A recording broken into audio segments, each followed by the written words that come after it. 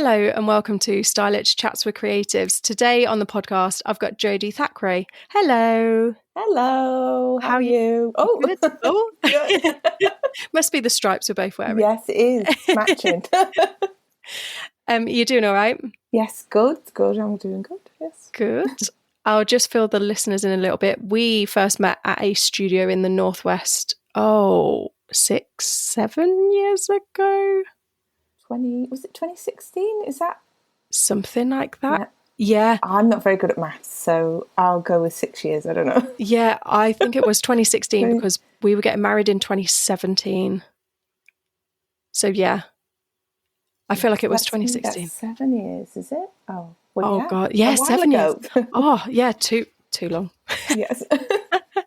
So you are a social media manager, photographer, stylist, and you run your own business called Photo and Flourish. Yeah, I do. Amazing. You're a very busy lady. I am, yes. Many strings to my bow. Yeah, several bows by the sounds of it. Yes. So how did you get into shooting and styling and this creative industry? How did you land where you are?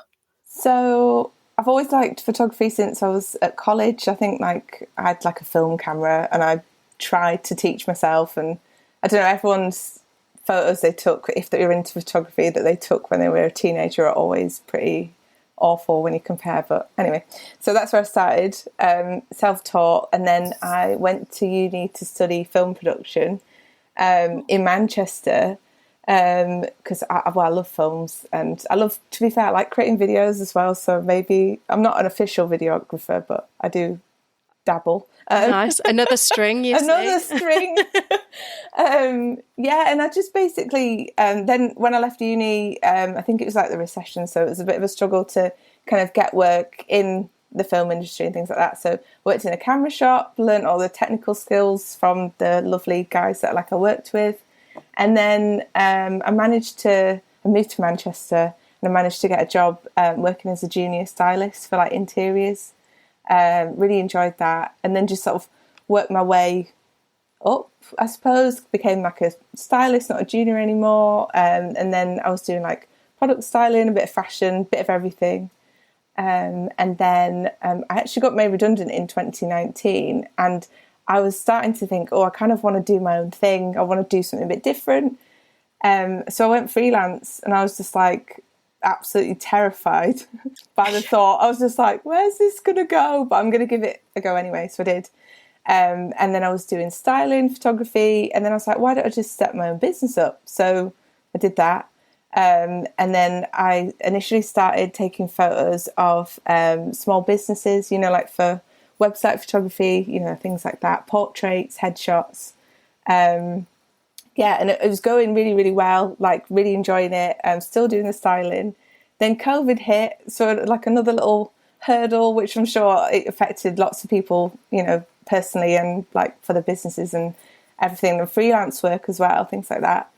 And yeah, then I came across a part-time job that was going at Dogs Trust Manchester. Cute. I couldn't get enough work, and me and my partner were trying to buy a house and stuff. So I got a part-time job at Dogs Trust, still running my business at the same time. And then after that, again, I think I mentioned to you before, I'm doing up a 1930s semi. So there's a lot of money and work that's required to make it livable. So it's still chaos. So then I actually got into social media management for sustainable brands, product and service based brands as well. So I've kind of been doing that. I'm working for a fashion company at the moment, so I'm doing that whilst doing photography, and I'm also trying to shoot weddings. This is a lot, isn't it? I'm doing a lot of things. Wow. Wow, girl. That's my life in the last 10 years in a nutshell, I hope. But yeah, it's just trying new things and meeting new people and, that kind of thing. I just like being creative. So whatever form that comes in, that's kind of, I just get drawn to being in creative spaces with creative people. Yeah. So, yeah. And I think you flow, as a creative, you flow in and out of different paths anyway, and they kind of all end up being similar, but pulling on different skills here, there and everywhere, and actually it rounds you off, so it means you can do lots of different things. Yeah, sure. Yeah, it does, definitely. Yeah. Oh, how do you find running Photo and Flourish alongside being full-time? It is tricky because I'm kind of dividing my time between like working, running my business, and then doing my house kind of, you know, renovations and stuff. I kind of like, I mainly do, well, I work weekends, so I'm trying to do weddings. So then most weddings are usually like on a Friday or a Saturday. But I did recently shoot a networking event for a women's, like, it's like a women's networking thing. What's it called? District Heating Divas, they were called. Cool. And it's where all women come together from different kind of companies. So it could be like construction, it could be like sustainable energy, all those kind of areas, industries. And they all come together and meet up. And it was just really inspiring being around so many like women that were in industries that maybe are heavily like male dominated. So it was just really like, I don't know, I just felt really inspired. So yeah, I kind of just do shoot a bit of everything really. That was a really nice day. But I just have to take days off if they're in the week and things like that from my job. But keep that one quiet. No, it's fine. They know it's fine. Yeah, that's good. That's good. They're so flexible as well with you. Yeah. Yeah.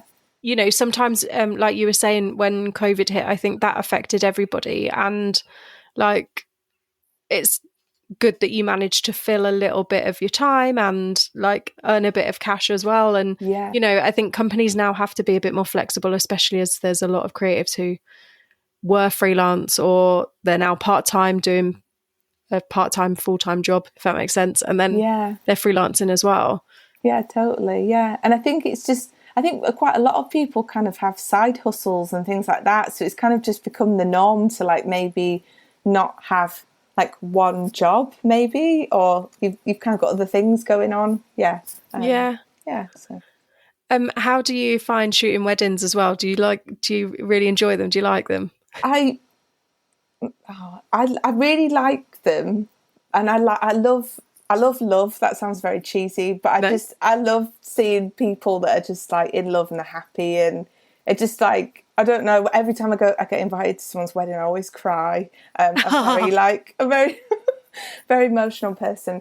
But I think it's tiring. I don't think people realise how much work goes into it sometimes. You know, it's not just, you know, like being there on the day, it's all the editing and everything like that, which that's my least favourite part. But being there and being amongst like people having fun, I really get like a buzz off it, sort of thing. So it's good. When we were getting married, James shot our wedding. James, we both know. Yeah. And Nath was like, so, because I was trying to explain to him like wedding photographers' costs, and I was like, it's not just for the day, it's like for all the editing, they've got to go through 1,000 images to select. They might have to have an assistant as well, and you know, so there's lots of other costs involved. And then James kindly like offered, and we were like, oh, well, you know, we both felt comfortable with James, so we were like, yes, let's have James, because he was invited anyway. And he was like, oh, bring a packed lunch. I was like, no, you're going to sit down and eat with us. Like, come on, you need to eat with us. Like, you know, I can't have you sitting eating a ham sandwich in the corner. No, I know. And I see that all the time. Like, I'm on a few photography, like Facebook groups and things, and photographers will post like them sat on the floor, just like eating a packed lunch, and like no one, I feel like, not nobody, but I think it is nice when couples really think about the photographer and their needs as well. I know, like, obviously it's their special day and everything like that, but I couldn't imagine just seeing a photographer just sat there just hungry or sat on the floor just like, because it's so mentally and physically draining. You know, you're constantly having to think on your feet. The lighting might change, the weather might change. There's all these different things that can happen that, you know, you have to adapt to constantly. So it is exhausting, but I don't know, I find it really exciting at the same time. I love a good wedding, but also like just being a guest is tiring, let alone like being like thinking, oh, have I got a picture of grandma because somebody wanted a picture of grandma? Have I got all these, like the shot list? Because sometimes people give you shot lists, and then sometimes family members come out of the woodwork and like, "Oi, I want this picture," and just yeah. And there's also what's known in the photography world as Uncle Bob, who is always the person who's got, like, could be a woman or a guy, has got a camera, and then they're kind of in the way of you taking photos. Or the best one is, I get asked a lot, like, you know, oh, do you know how to use the camera? And, you know, I get things said to me that's very, like, derogatory, you know, like a bit like, and I'm like, oh, you know, you just have to make a joke out of it. But yeah, it's like, get out of the way, I'm trying to get the photos, do you know what I mean? So yeah. It's kind of, there's definitely, like, during our ceremony, I said, like, no pictures, because I was like, James needs to be taking these shots anyway. And my little cousin was like filming it, and we'd bought a little, like, camera to fit for her to film with, and on the day it didn't work, so she used my uncle's phone. And we've been married 6 years and I've still not got that video. Wow. Oh my god. Because he couldn't figure out how to, like, compress it to send it, because it was so big. Wow. Off his phone. So I need to go and peck his head and go, yeah, you do. Yeah. Oh my god. Although we're all, like, smashed, so I don't know what would be any good. Well, it's still memories, isn't it? It's still nice. Yeah, it's nice to have them, but yeah. That's it. So how did you enjoy do you still style a little bit now? So I've done one styling job this year, so that's probably the least I've done since I started styling. So I helped my friend at the Birmingham Furniture Show earlier this year. Yeah, so we did that. So that was really fun. But yeah, I haven't really done anything apart from styling my own photo shoots. I haven't done any, like, styling for brands this year. So yeah, it's been a bit weird, to be fair. Yeah, a bit unusual for me. Yeah, this year's been really quiet though. The beginning of this year, isn't it? Like, that's it. For freelance stuff. Yeah. I don't know what's going on. Probably the lag of COVID. Probably a bit of a recession. Yeah, you know, like people, a mix of things. Yeah, that's it. Yeah. But so what you did more? I met you when you were doing fashion stuff, but you've done interiors as well, you said? Yes, yeah. So beforehand, it was more like bedroom kind of like sets and like sofa brands and, you know, things like that. So like a whole room set thing that's styled. So yeah, or products, things like that, really. Yeah, interior things. Yeah, I prefer the interiors and the still life. Yeah, myself. Yeah, I do. I think probably on model fashion like stuff that I found very, very tiring, because you're constantly having to watch if the, like, garments like moving, you've got to, like, style it, restyle it again, and then you have to make conversation with, like, models and everything like that, and it's quite a lot. It almost reminds me of kind of shooting a wedding, because you just constantly have to be on it, you know, whereas with interior styling and still life styling, not that you can take your time, but you feel like I felt like I had more of a headspace when I was styling, because I wasn't having to talk to somebody at the same time. Yeah, it's a lot more chilled. Yeah, I'm the same. I think I hit a point a couple of years ago and I was like, I can't physically, like, do model shoots anymore. I was just getting too tired. Yeah. And, like, it's almost like you're hosting, you know, when you host dinner and you've got all your mates around, or maybe you're hosting dinner for your parents or whatever, and you feel like you're putting on a show. Yeah. It felt like that every time.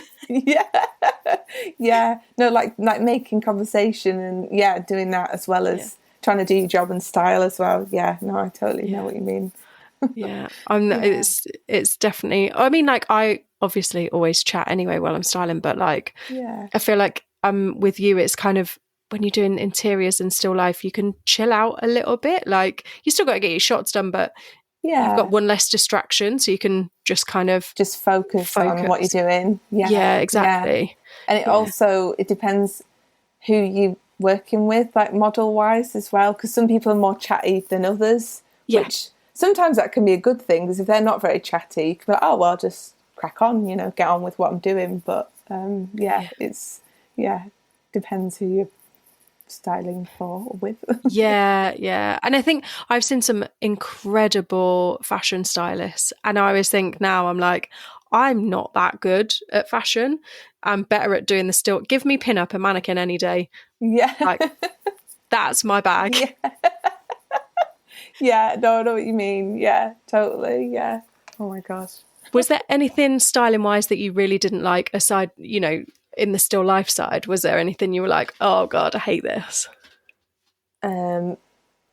Probably mannequin. I know you just Oh, said really? mannequin. It's only because I didn't do that much of it, but I used to be like, oh, is everything like level all the time? Or like sometimes as well, if I was doing flat lays and you had like, I don't know, it depends what it was, whether it was a t-shirt or a dress or whatever, and say the client wanted movement in the garment, so you'd be stuffing tissue in it, and some days I'd be like, right, great, put some tissue in, absolutely, looks amazing. And then some days I'd just be pulling my hair out because I could not make whatever it was in front of me look good.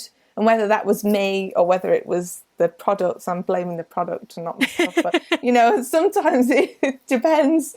That was quite frustrating sometimes. I kind of liked doing flat lays with like food or like other items. So it made it like, it was more, I liked putting different colours together and different objects and things like that, mainly. Anything with fabric sometimes used to stress me out. Yeah. It's really bad to say. No. But yeah, it depends. It really depends. I'm the same as you with the flat lay stuff. Sometimes you put a bit of tissue in, do what I'd call like the cat claw, where you just kind of like tentatively go over it as though you're making biscuits like a cat. Yes. And then it'd look great. And then the next day you do it and you're like, well, this looks like a bag of shit. Yes.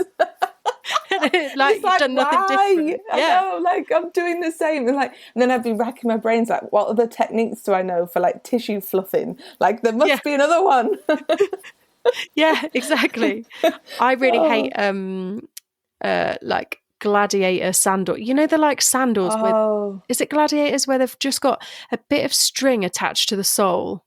Yes, and you have to wrap them up your legs, sort of thing. Yeah, anything like that. Oh my God. And when I had to do, if you got invisible string and you had to like hang lots of shoes and things at different heights, again, that depended what mood you were in that day as well, whether you could deal with that. If it started going wrong, it was just like, why is this not working? Yeah.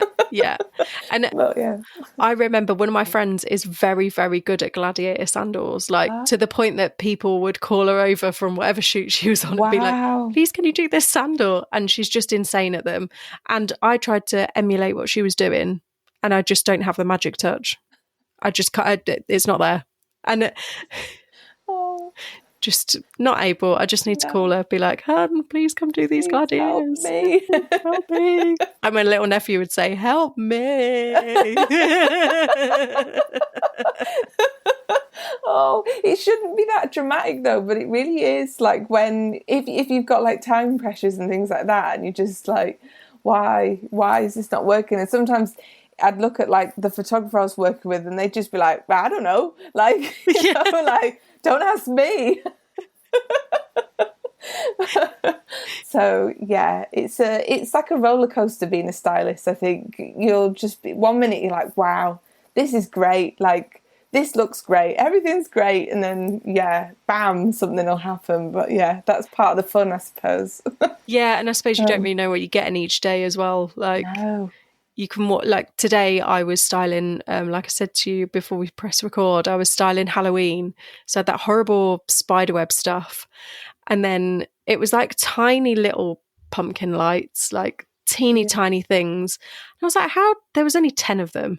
Like, how do I make this A, look spooky, and B, look like a decent product? Just sometimes it's just problem solving more than actually styling. It literally is. I remember there was I think the worst thing that I've ever styled, I've just remembered, was I was assisting another stylist. I can't remember what the brand was. It was kind of like a shopping channel style brand. I don't know. And they had something called an egg on a stick maker. Oh my God, it was actually horrendous. If anyone's listening, like, do you know what I mean? Just like look up egg stick maker, because it's just the most horrendous product. And we were aiming it at young men that like didn't have time to make breakfast. So the idea behind the egg maker is it's this plastic like tube with a long tube through it, which looked very dodgy. You put like a wooden like barbecue skewer down the middle of this long hole. You pour eggs into it, like a couple of like beaten like eggs, and then you turn the machine on, and as you turn the machine on, this stick just appears with egg on it, like running up the tube. It's so hard to explain this without the visuals, but this is why people need to look this up. It sounds like a candy floss machine, but with an egg. Yes, that is literally, and then I had to like make loads of them for this stylist for her to then somehow style next to the machine and make it look nice. And they stunk as well. Oh, eggs. Oh, so yeah. Oh. Yeah, that does sound pretty horrendous. Yeah, it sounds it. That's like also the most pointless. If a man knows how to whisk an egg, he probably knows how to, or any person knows how to whisk an egg. They surely then know how to scramble it in a frying pan or a pan. Exactly. I mean, you could just whack it in the microwave if you haven't got time. Yeah. Like it's just another like thing to have in your gadget. Yeah, gadget to have in your kitchen. It's very bizarre. Very bizarre. Yeah. I'm so confused. I know. I still am. I still don't understand it. When I think about it, I'm like, wow, that was weird, wasn't it? Yeah, we do. We were talking about this as well before. We do have weird stories as stylists, don't we? Yeah. They're just, what a weird job. I was telling you, actually, I don't think I've said this on the podcast, but I once had a model cut his pants in front of me. And just, he came over and put his foot on the desk and was like, is this okay? Flopped everything around. Wow. Oh my God. What do you do in that situation? I mean, I was so young as well. And like, it's just, not good. No, he forgot to bring like, basically when they're shooting ecom model, the models are asked to bring like neutral tight underwear because obviously we might be shooting chinos or jeans or whatever that need to not have like the rolls of boxers and stuff, and he just forgot, and we didn't have any in the like I can't go giving pants out to everybody who comes in the studio. Can you imagine? Just here's your daily Calvin Kleins, there you go. So he just went, chuck us your scissors, and I thought he was messing about, and he just, whilst they were on, he cut his pants as well. With my big scissors. What if he slipped and then like, I know. Oh God, I can't even imagine. Like, I know. Imagine going down to because at the time we were shooting in a warehouse's like office, like it was a makeshift studio basically, and the first aid lady was the receptionist downstairs for the whole building. Can you imagine if I'd had to have taken him down there and been like, oh my God, he cut his own pants and now he's cut his own penis? I shouldn't laugh, but it sounds funny when you say it. It probably would have made her weak. Oh yeah, to be fair. Oh my God. Oh, imagine going to A&E afterwards as well. Just like, I was on a photo shoot and I cut my pants and I've cut my penis. Like, what? To just be like looking at you like, what is going on? Yeah, and we'd be like, this is a normal day. Yeah, this is all normal. Totally normal. Oh God. Oh God. That was like, oh Christ, probably 12 years ago as well. So That's a long time ago. Yeah. I wonder if he's still forgetting his boxes to photo shoots and then cutting them. Probably. I mean, probably, yeah. I mean, yeah, probably. Knowing him, yeah. I wonder if he still remembers, actually. I don't know. I think I've lost contact with him, but I don't know whether he'd still remember that. But it's something that I clearly stuck in my little brain. Yeah. It's quite shocking in a way, like what? I don't know. No one wants to go to work and then, well, it depends where you work, I suppose, and see people's, Yeah, that's it. And you're like, okay. And like, I mean, when you're on like ecom model, again, like going back to time constraints, sometimes the models just get changed in front of you because they're just like, whatever, like, you know, they don't care because, you know, they're getting paid to put clothes on, aren't they, and stuff. And exactly. So, but I do remember another time, actually, one of the girls was getting in and out of swimsuits really quickly, and security rang and were like, your changing room's not as secluded as what you think. She's flashing the whole car park. Wow. We thought we'd put like enough coverage on it and stuff. Again, this was in the studio where I was really young, and she was like, "Oh yeah, but I just want to get through them. Let's go." And we were like, "No, you can't. Like, no, you're like, we need to stop. Security have rung us." Oh gosh. It's so funny. Yeah, it's funny looking back because we were such a young team, and our management, we were on a like a satellite studio, so our management were like in London, we were in Peterborough.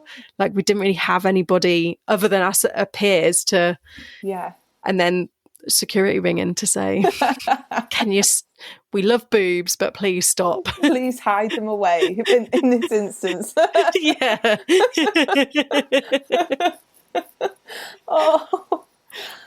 life of stylists. I know.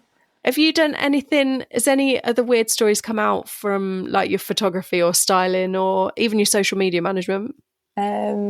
So photography, I once took photos of a lady, and I met her like in a park because she just wanted some like headshot photos, you know, like a few like updated kind of like website photos and things. And she turned up and got out. I met her and she got out of her car and she had a can of gin in her hand. And I was like, oh, okay. One, you're driving, so that's not good. You know, obviously don't drink and drive. Like, And then I just was it made me feel so anxious because I was like, oh God, is she tipsy? Is she drunk? How much has she drank? And then I was thinking, but then she's going to have to drive again after the shoot. Is she going to keep drinking whilst we take photos? And it turned out she just wanted to have like a couple of drinks because she was so nervous, which then I felt really bad. So I was like, right, let's like sit down, like we'll have a chat. Like, we don't have to go straight into taking photos, because if I've not had the chance to meet up with someone before a photo shoot or talk to them like on like a video chat, then it's always nice just to, you know, have a little chat anyway and get to know people. And she was just an absolute bag of nerves. She was so nervous, and she carried on drinking this gin, and I was just like, oh no, how is this shoot gonna go? But I mean, that's about as far as it goes, I guess, like story wise. But it was just quite, I was just like, oh no. So nothing else kind of happened. And she did like her photos in the end, and she was a lot, like, she wasn't as nervous once we started taking photos. So it kind of ended well, but it started in a, not so, I don't know what the word is. I was just like, no, please don't drink on photo shoots. Like, please, unless you're at a wedding, then that's totally cool.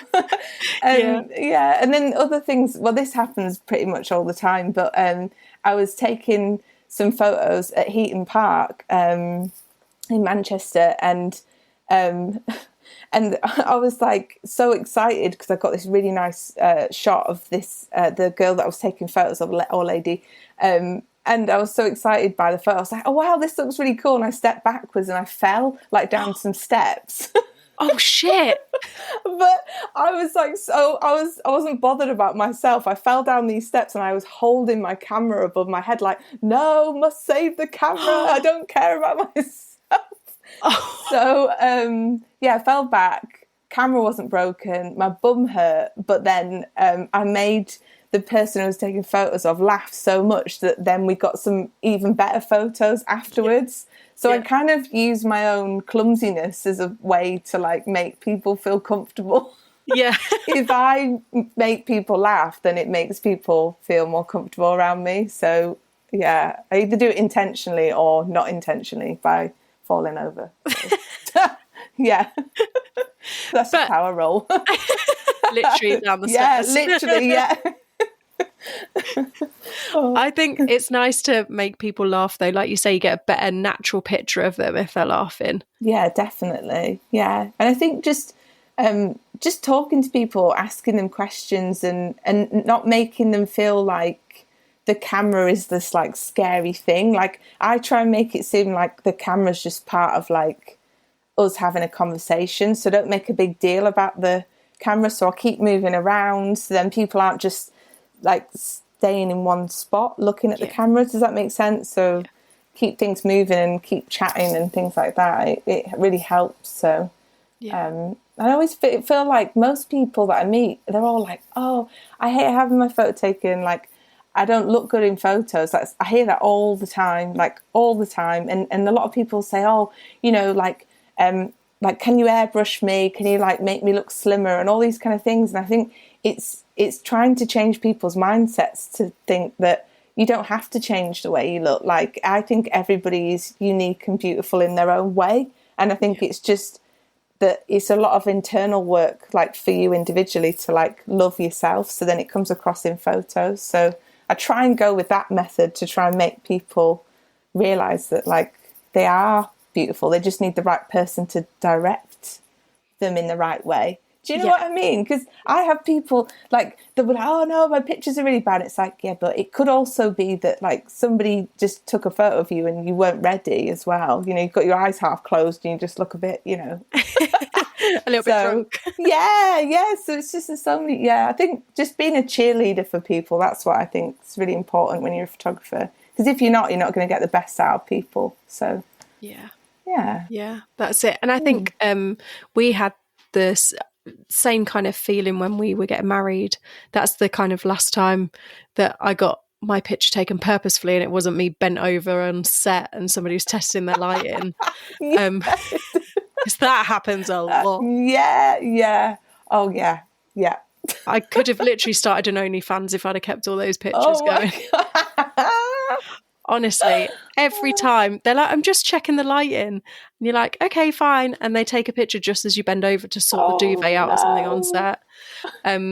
But yeah, we picked James to make Nath comfortable at the wedding as well, because he was a bit unsure of having his picture taken and stuff. And I think actually looking back on the pictures now, they're so nice and like relaxed because it's us two, like James caught us two taking the piss out of each other. You know, it's just, and I think that you do need to make it, you need to feel comfortable, don't you? And it's, I think the headshots and stuff you do are less corporate, less stiff. Yeah, you know? I'm totally against white backgrounds. I think, you know, when people have a headshot on a white background, it's just, I think if people can be like outdoors or somewhere they feel comfortable, then they're obviously going to look like it's going to show their personality more. I don't know. I can't think of anyone that takes photos on a white background and I think, oh wow, that I can really see kind of that person's personality or like what they're about. I don't know. Just my opinion, obviously. Don't want to slag any other photographers off that do that. That's totally cool, but it's not my bag, not my cup of tea. Yeah, I think as well, like I think what happens probably is corporate companies say we've got a photographer in because everyone needs a new headshot today, and it's literally like dung dung dung dung, dung and like razz through them on like the company colours on the background or whatever. And I can't imagine that experience being very comfortable. No, I've never shot portraits like that or headshots like that before, but I have assisted other photographers that do that, and it is literally like a conveyor belt of people, and it's just, you can tell like people are just stood in this queue like, oh do I look okay, and then they're like looking at themselves with their phone, like looking on their camera, like checking like their lipstick and like moving their hair, and it's just like there's just, people are just a bag of nerves, and it's just, I think if any corporate companies are listening, don't get photos taken like that.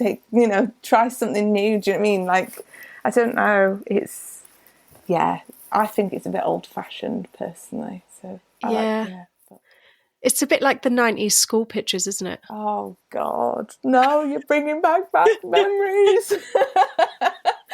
We'll trade stories because I've got one hell of a story. Oh my God, mine's really short. Mine's not, to be fair. It was just, I cut my own hair when I was in, I want to say like year 3 or something, I can't remember, and I cut my fringe like really short, really bad with a pair of scissors, and the pictures just and then I was having my school photo and I was trying to hide, well, I wasn't trying to hide it, I think my mum was trying to hide like my bad fringe, but it just didn't. It's bad. There's so many bad pictures, so many, and they're all probably to do with bad haircuts as well, like yeah. But I'll let you, what's your story? I had a bob haircut, right? And like with my square little jaw, well, my square massive jaw, it was like kind of in between my chin and my like cheek level. So I'd like kind of had a side part in, so it was like I was a little bit of an emo even at about 7. Okay. And I'd had it all nice. Mum was like, make sure you brush your hair before you have your picture. My sister ignored her and just went in with like crazy like curls everywhere. And so I'd brushed my hair and the photographer came over and pushed all of my hair over half my face. So where the side parting was, you could only see half my face. That's so weird. Why? Why did they do that? Or they do it, whoever it was. Like, what? No idea. That's so weird. Surely they'd push it back so then they could see the rest of your face. I don't know. How weird. You'd think, wouldn't you? But no, it went straight over, like just half my face was covered with my own hair. And I'm 99% adamant that wasn't me, that it was the photographer came over and just pulled it across. Yeah. So did it look like a proper like emo like hair like photo like? Yeah, but my hair was like all quite straight when I was younger, and it was just like a really blunt bob as well. So it just literally looked like a bit of a bowl cut, but like with a side part in. And Mum was just like, oh, for fuck's sake. I asked you girls to brush your hair, and my sister's was like she'd been outside playing for 3 hours. And I was like, I did, and then the photographer moved it, and like, oh no, yeah. And did she buy the? Oh, sorry, go on. I was just going to say, did your mum buy the photos? So you've got copies of them? Yeah, of course she bought them. Of course she did. They probably went in people's Christmas cards that year. No. So many awkward photos and Christmas cards. No. Yeah. Oh. We're now at the stage of getting ones from our nephews, like nursery pictures and stuff. Oh. And they're like clapping or what have you. And like my sister's made one into a fridge magnet. So it's just my little nephew mid clapping with a massive grin on his face and hair a bit mad, like, this is so fun. It's kind of nice in a way though, isn't it? It's nice. I think things that aren't perfect or like by a standard perfect are just, like you said before, like natural photos and natural things. I just think you're capturing like a moment in time, like in a more like real way. I don't know. Yeah. So yeah, bring on the fun, messy hair photos, I think. Yeah. Yeah. And also like they come back, like when he hits 18, I'll be like, look, you don't remember this, but we've got this moment in time on our fridge still. Yeah. That's what it's all about, really, is family teasing you. Yeah, definitely. Yeah. You can't laugh at it then. Yeah. Yeah, that's it. That's it. So I've got a question for you about the Dogs Trust. How did you find working for the Dogs Trust? It was amazing. Like, if anyone's a dog lover, I suppose, like being around dogs, like, well, it wasn't every day, it was like a part-time role. So like 2.5 days a week I was just with dogs every day and with people that love dogs as well. I don't know, I think as well, like working for a charity that does like so much good as well, it makes you feel like you're part of like something, or like a bigger, what would you call it, like something that's making a big difference, do you know what I mean, to like dogs' lives and things like that, and the support that they give to like people that are either like having to give up their dogs for whatever reason, and there's all sorts of other things that they do, like training and everything. So yeah, I just really enjoyed it. And to be fair, like every day I went into work, I wanted to take every single dog home with me, and I wanted to adopt every single dog. There was a particular dog that I'll never forget. It was called Travis, and he was a Borzoi dog. I don't know if you've heard of that breed before. It's like I'm not sure if it's like is it a Russian like hound, kind of like, it looks like a giant greyhound with but it's got the fur of like a collie dog. It's and a long face and things like that. But anyway, there's this dog Travis, and nobody adopted him for ages, and he was just the loveliest dog ever. And he was like my spirit dog. He had the same hair as I do, like crazy wavy hair. And I spent a lot of time with him. Like even when I wasn't taking photos of the dogs, like I used to work in an office upstairs, like above where all the kennels and things were. And he used to come and hang out with me. Like you could have dogs come and hang out with you for the day, especially if they were like nervous or, you know, they just wanted some company sort of thing. So yeah, he'd just sit by my desk. But he's been adopted now, and his family as well. It was a couple of years ago, but yeah, they seem lovely anyway. So yeah, very nice. It's very like heartwarming seeing dogs like finding a forever home. Like that's the best part of the job. Like I'd take a photo of a dog, and then like that photo, someone, you know, like I'd see the photo and then be like, oh, I really want to adopt this dog. And it just, I don't know, I just loved being a part of helping them find a forever home. And I know that sounds very cheesy, but no, not at all. Yeah, not at all. Great. Yeah. I went to the Manchester and Cheshire Dogs Home to do some dog walking, and I had to stop because I just wanted to take them all home. And like, as much as I really wanted to keep doing it, it just broke my heart. I couldn't. Yeah, it's tough. It was tough going some days, especially seeing people having to give up dogs for whatever reason. You know, like there's obviously cost of living. There's lots of COVID. There was loads of things kind of like happening, and it's really hard seeing that. But I guess the best way to think about it is it's better that the dog or dogs are in somewhere, you know, in a place like that, and they're being looked after. I think that's like the most important thing. Do you know what I mean? They're in the right place, they're getting the care they need, and then hopefully one day they will find like their forever home. So yeah. Have you seen the other dogs home, what's it called, Dogs for Rescue in Earlham? And they're like a kennel free rescue. Yes, I've heard about this. Yeah, so I feel like I've got a mixed opinion on it. I think it is really good if the dogs like other dogs, but there are some dogs that hate being around dogs. So I just wonder, I mean, I don't know because I've never been there, but we did have quite a few dogs at Dogs Trust that were very dog reactive. So I just wonder if it's like they only have dogs there that like other dogs and they're comfortable with it. I don't know how it works, so I'm not really sure, but it sounds nice that they all can just roam free though as well. I like that idea. I do like that. But yeah. It's really cool. They've but maybe a year ago they put in a pitch for a new bit of land to make it like a bigger plot. Oh wow, that's cool. And they're just building, like, they are going to have a couple of kennels, I guess, for like when the dogs first come to them. But their pack does quite a lot of, they've got some dogs that will never leave the rescue.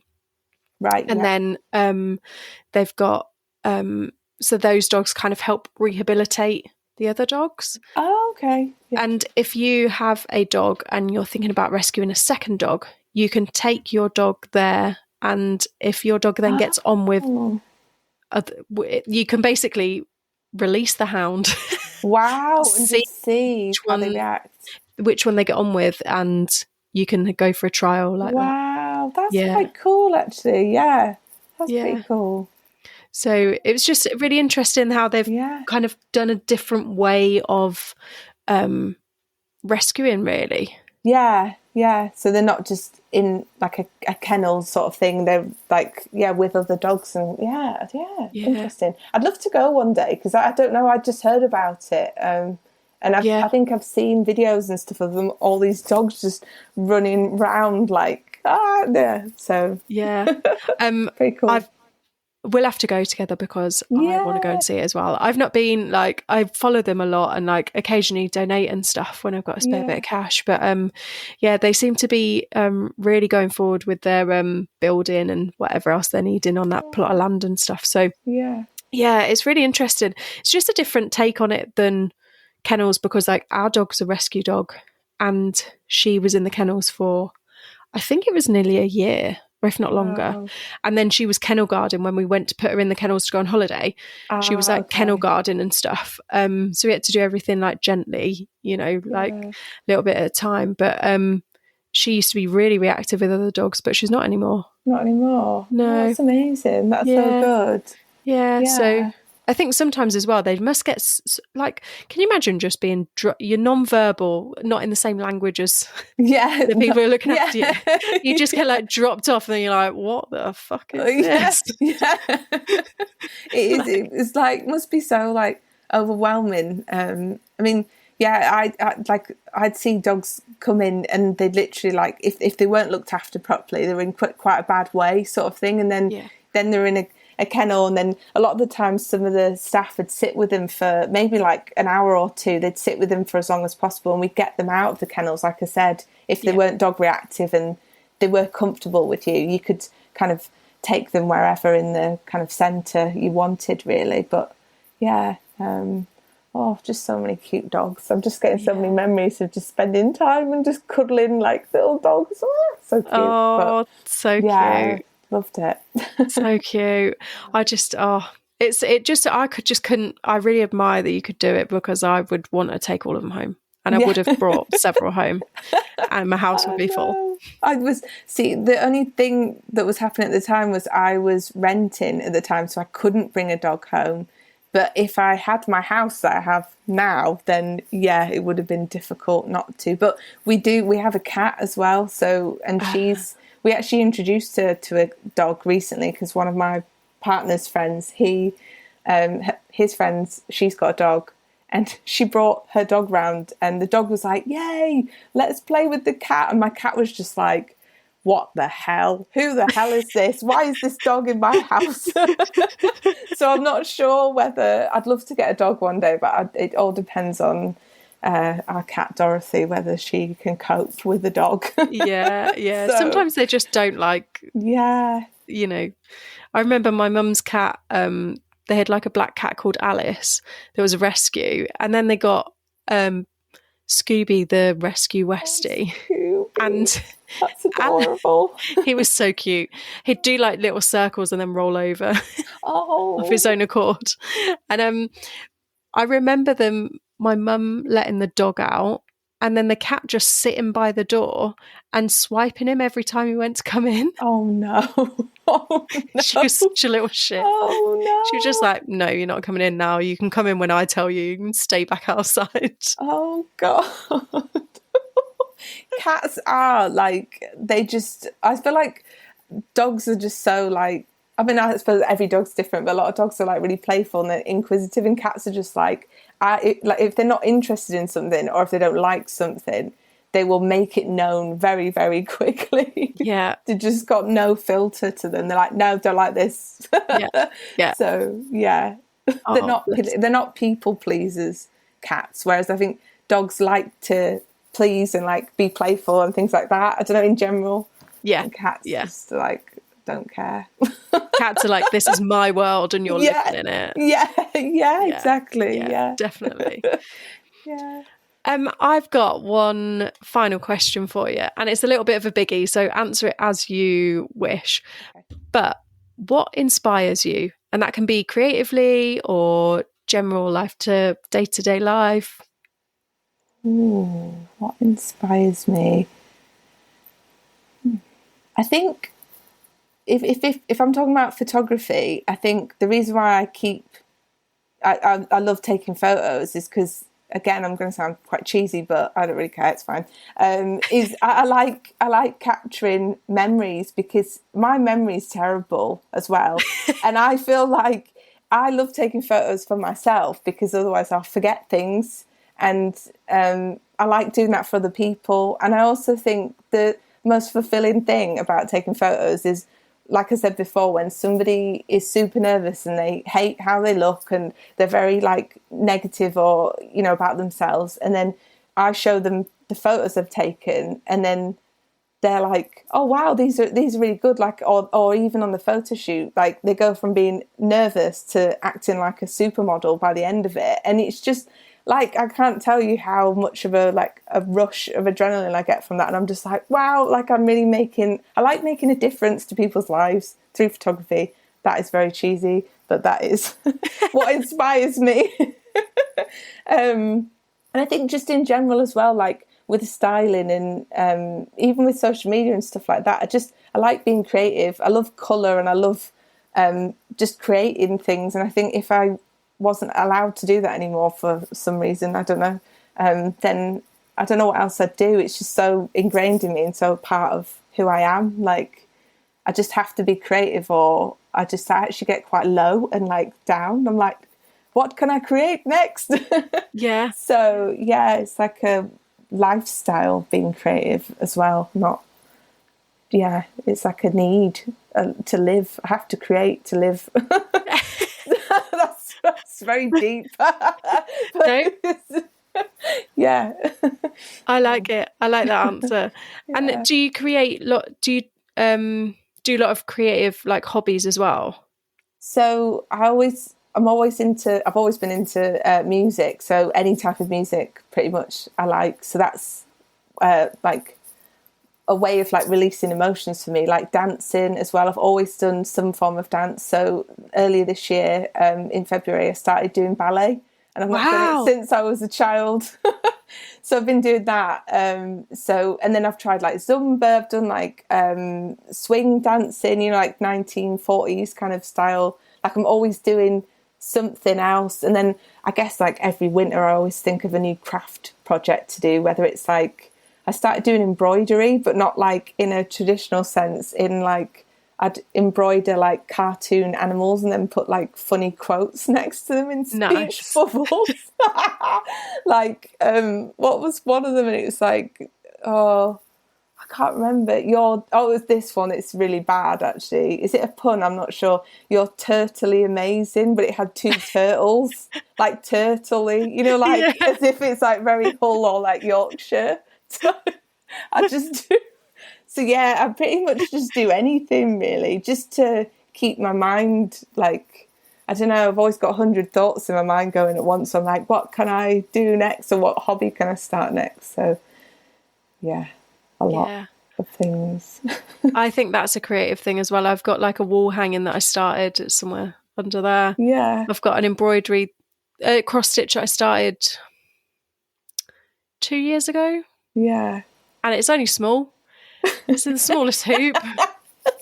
I've still not finished it. Oh, but you might come back to it at some point. That's the thing. Yeah. You can't that's what I do when I keep things. I've got a sewing machine. I tried to start making clothes. Like I've done loads of stuff, but it's always there, like if you want to do it again, and it's okay to like move on to the next thing and come back. And yeah. So I also used to play bass guitar as well. I've still got my bass, but I haven't got an amp, and I need to get that sorted as well. So anything musical I quite like as well. So. Yeah. Sounds like you've got so much going on. Too much. Such a busy woman. Sometimes I actually wish like I just did one thing, and then I think, but then I wouldn't be me if I didn't have lots of different hobbies and things going on. But I do admire, like some people that are just like happy to do like the same job for like 30, 40 years, and then they come home and they just watch TV, and then they might have like one hobby or something. I'm like, wow, how do you do that? Like, seriously, like, I'm like, I can't be like that, but that's fine. It's okay. I have to accept that that's how I am. Yeah, and it makes all of us like diverse the way like, and especially the more creatives I chat to, the more we've all got several projects on the go, or we enjoy lots of different things. And I think that's what makes a creative, is that you can see the beauty in lots of different things around you, and you can pick up lots of new skills and transfer them into lots of different things. We're very much problem solvers, but in our own little ways. Yeah, definitely. Yeah, I totally agree. Yeah. And I feel like creative people are the most, I may be biased, but most interesting people because they have so much stuff going on. And we've always got lots of things to talk about because, like you said, you started a cross stitch 2 years ago, but then you might be onto something else now. Like, it's that's it. Always something. Yeah. Yeah, there's always something going on. Always something going on. The best way. Definitely. Well, thank you so much for speaking to me tonight. I've really enjoyed speaking to you. Yeah, I've enjoyed speaking to you. This is the first podcast I've ever been on, so I was like, it's really, I don't know, it's just really cool. Thank you. Oh, well, thanks for coming on. It's nice to have you on. And that's it. Thanks so much. Thank you.